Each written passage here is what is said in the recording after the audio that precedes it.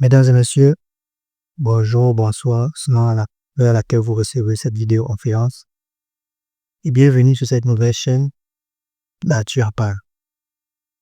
Mesdames et messieurs, l'information de ce soir vient une fois de plus bouleverser la donne géopolitique mondiale. En effet, un nouveau développement vient de tomber du front du Donbass, et croyez-moi, il ne laisse aucune place au doute. La dynamique militaire en Ukraine s'accélère à une vitesse vertigineuse.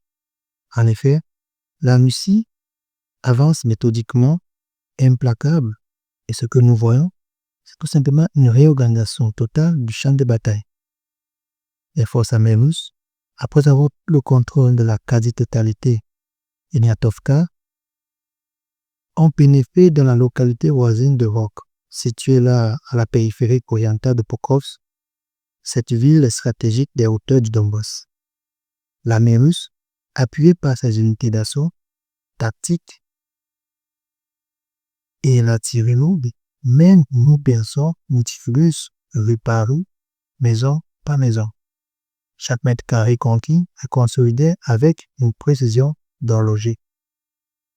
Mais le plus significatif ici, mesdames et messieurs, c'est la manière dont les forces russes ont découpé le dispositif ennemi. En isolant ainsi la partie sud de Pokrovsk de son flanc nord, elles ont piégé plusieurs bataillons ukrainiens dans une poche de feu grandissante. Et cela a entraîné un encerclement sur le Sera. Déjà, je tiens à faire mon mea culpa sur le nom des villes russes que je vais prononcer dans la suite de cette vidéo.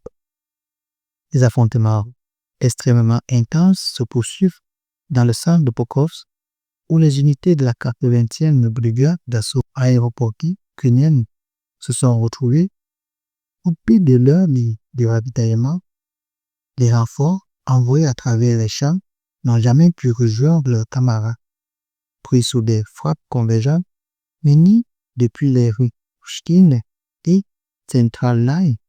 Le feu russe a réduit l'ensemble des positions ennemies retranchées, ouvrant ainsi la voie à une pénétration complète du dispositif libre.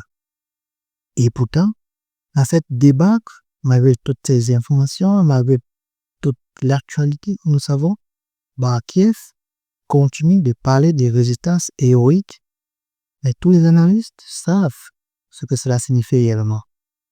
La perte de Pokrovsk, ville clé de l'ouest du Donbass, aura un impact psychologique considérable auprès des forces ukrainiennes. Les soutiens occidentaux de Kiev, ces bailleurs de fonds qui engloutissent des milliards de dollars dans une guerre déjà perdue sur le plan stratégique, voient poindre à désillusion. Car, sachez-le, derrière cette ville se cachent des gisements, des nœuds logistiques et des routes d'approvisionnement indispensables à la survie du front ukrainien. Mais l'histoire ne s'arrête pas là. Car, pendant que les projecteurs restent braqués sur Pokrovsk, une autre vague d'avancées russes se déploie silencieusement dans les régions de Dnipropetrovsk, Prestov et de Zaporizhia. En seulement 24 heures, les forces russes ont pris 3 localités. Et déjà, Uspenivkov vacille. Cela signifie une seule chose. La route vers Ulianopol s'ouvre progressivement. Cette ville, qui n'est autre que l'un des derniers bastions ukrainiens dans la zone, pourrait également tomber à tout moment. Et ça n'est pas moi qui le dis. C'est un analyste allemand très renommé du nom de Julian Rock, connu pour ses positions précises, confirme cette tendance. Selon lui, la progression russe n'a jamais été aussi rapide dans la région. Les drones russes dominent le ciel. Les colonnes mécanisées progressent par l'est au lieu du sud, contournant ainsi toutes les fortifications ukrainiennes orientées dans la mauvaise direction. Une stratégie de diversion et d'enveloppement qui rappelle les plus grandes offensives de la Seconde Guerre mondiale. Les observateurs notent aussi la prise de Yergovka dans la région de Dnipropetrovsk et Croft, un point clé qui permet désormais à la Russie de contrôler, ou du moins de menacer l'autorité. Une coupure de cette route signifierait l'isolement complet du triangle défensif ukrainien. Les colons russes, soutenus par une logistique solide et un appui aérien constant, avancent désormais sans réelle opposition. Et dans le métier, après toutes ces informations, cette avancée n'est pas seulement militaire, elle est un symbole.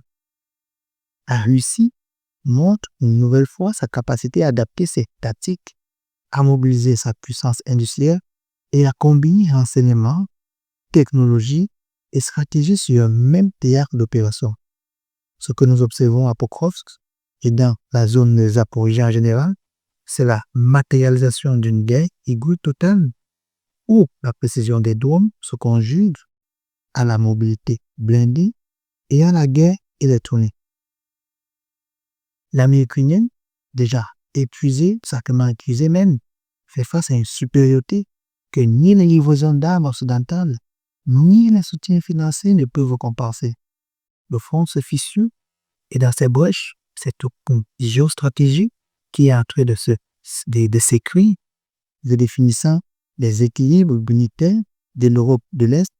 Chaque kilomètre gagné par les forces russes veut dessiner la carte et rapproche encore davantage Moscou de ses objectifs politiques, établir un total contrôle sur le Donbass et préparer l'étape suivante, qui selon moi, c'est celle de la stabilisation définitive de la ligne de front. Voilà, mesdames et messieurs, la nouvelle réalité militaire et géopolitique de cette fin d'année, on a dit, de 2025, une réalité implacable. Mais lucide, la Russie avance, l'Occident observe et le monde retire son souffle. Merci d'avoir suivi et à la prochaine.